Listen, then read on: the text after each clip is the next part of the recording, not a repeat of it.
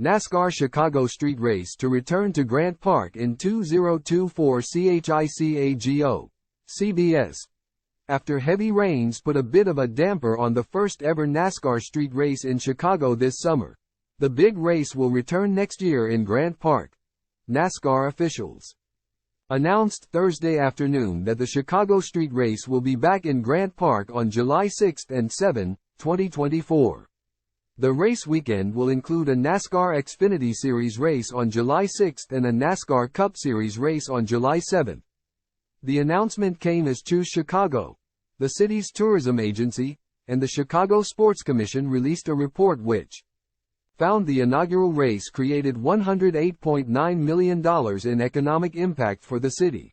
From the very beginning, our objective was to drive global attention and tourism to Chicago while introducing motorsports to an entirely new fan base, and by both measures, 2023 was a resounding success, Julie Giese, Chicago Street Race president, said in a statement. NASCAR is honored to be a part of the Chicago community 365 days a year, and we look forward to building upon the incredible foundation we established this year.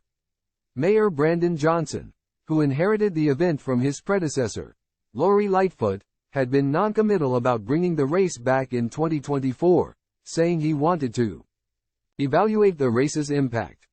The first NASCAR Chicago Street Race on July 1 and 2 was a daring adventure with a thrilling finish, but nothing really went as planned. Rain delayed the race and canceled the concerts, while the roar of those cars was the big draw for some over the weekend. The noise also garnered plenty of complaints. It was a first in NASCAR's 75-year history, racing through the streets of a city.